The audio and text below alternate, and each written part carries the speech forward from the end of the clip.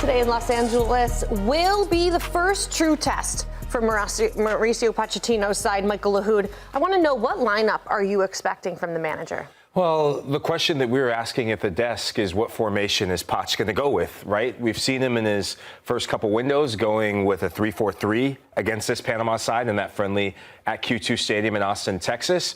We've seen him against Jamaica go with a 4-2-3-1. I think he's going to go 4-2-3-1. And you got to go with what works. You got to go with what these players, a lot of these players play with. And I start with the back.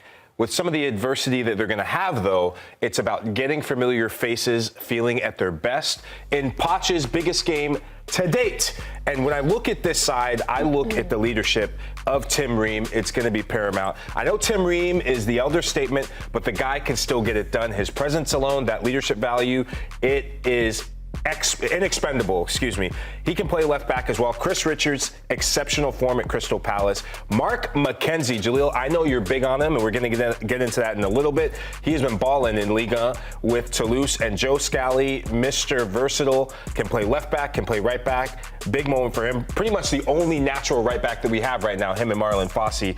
Timo Weah, Mr. Red Card. It's a big match for him. But in that midfield, Tanner Tessman, I put him in, Yunus Musa out.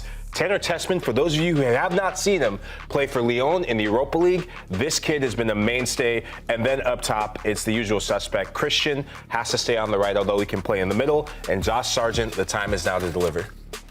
3 injuries coming into this game announced during the week. How much, Jalil, does that throw a wrench into what Mauricio Pochettino is looking to do? Well, I feel like the only wrench, or maybe the tool that's affected in the tool shed, is that left back spot because of Anthony Robinson. He's by far one of, if not arguably, the best outside backs in the world right now for what he's doing in the Prem with Fulham. So you have options here. So Anthony Robinson drops out, Johnny Cardoso and Austin Trusty as well due to injury. And who comes in? You have a situation where Max Arfson, Jack McGlynn, and now Brian Gutierrez are in. So you're a little bit more attack heavy in your replacements. The biggest question in that starting lineup potentially with the injuries is that left back spot. Is Lahoud going to be proven true in terms of, is it going to be Tim Ream? Is it going to be Max Arfson? Does Tim Weah drop back and play left back? Because he's been doing that with Juve as well. And in Poch's presser, he talked about the fact that he prefers to have Tim Weah higher up the field playing as a winger, but he's not afraid to use him as a wing back or left back if need be. The evolution under Mauricio Pochettino today is, of course, that first big test.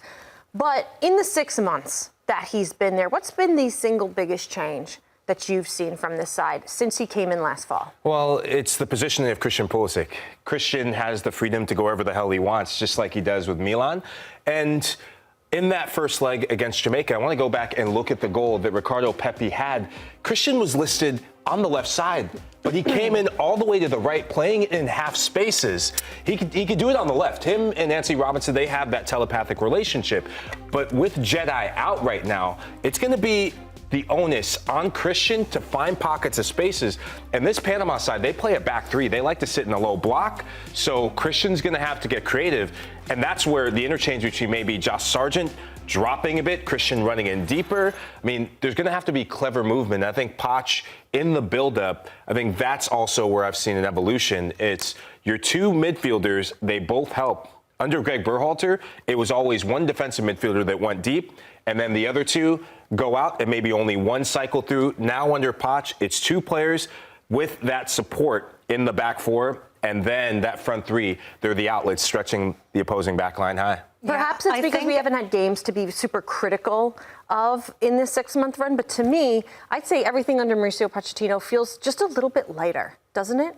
In terms of the way that the team is operating, they're flowing, and even him in his press conference, it used to be so buttoned up, things around the U.S. men's national team, so tense, and of course that, comes over time of perhaps disappointing results, but things feel light. They feel refreshing right now. That's as to be expected with a new manager and a manager that comes in with such prowess, because that's instant credibility. That's instant respect from the players, the organization, and also, too, it's an added intimidation factor for all opponents as well.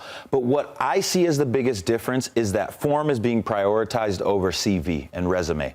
And that's what a lot of people have been crying for. When you talk to a lot of the homies that are in and out of camps, that has been what the players have been wanting in the majority.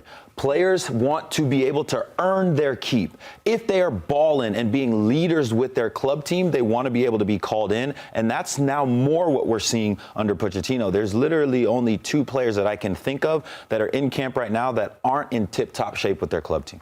Diego Luna is a perfect example of that, and it's nice to see that it's anybody's game. It's not just because of who your name is that you now have a spot on the U.S. men's national team. Well, also, it's not even just their name; it's that they're playing European ball, and even if you're getting scant minutes, it was by default that must be advantageous to the side, and that's not actually the case. You see that too, even with the goalkeeping position with Zach Steffen, who's been doing much better, getting more minutes than our dear friend Maddie, where you have to start turning your head, where it's, hey, who's going to be the best person in this role? Turned her head? Yeah. But I think one of the big things I see as well is finally we're back to not every single player does the same thing for the U.S. men's national team. Every single player brings you something different. And under Greg Berhalter, it was, okay, this is what you need to do to be in the midfield. You need to do this. You need to tackle. You need to run. You need to do this. Strikers, you need to do this. Now it's different variations of profiles. And you bring about Diego Luna.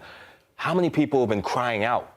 Creativity. It's not just Gio Reyna that's a creative player. We have more creative attacking midfielders than just Gio Reyna, and I'm so happy to see what Diego Luna can do should he get minutes. We have to talk about the opposition. Panama. They've won 2 out of their last 3 against the U.S. men's national team. Are they being overlooked? Yes, I think they are. I think they are. And a lot of how this game has been framed is that it's a foregone conclusion that the U.S. men's national team is going to make it into the final. And when all you have to do is look at Copa America to say this is not a team that you can sleep on. And Panama is a team and an organization and a nation that has no problem being overlooked because they're very confident in what they can do. They have a very strong identity, and they are no stranger to being the spoil of the party. Yeah, they're a side that when they play the U.S., there's certain things that you expect from them. The physicality, the pace, they are electrifying when they're on, electrifying in transition.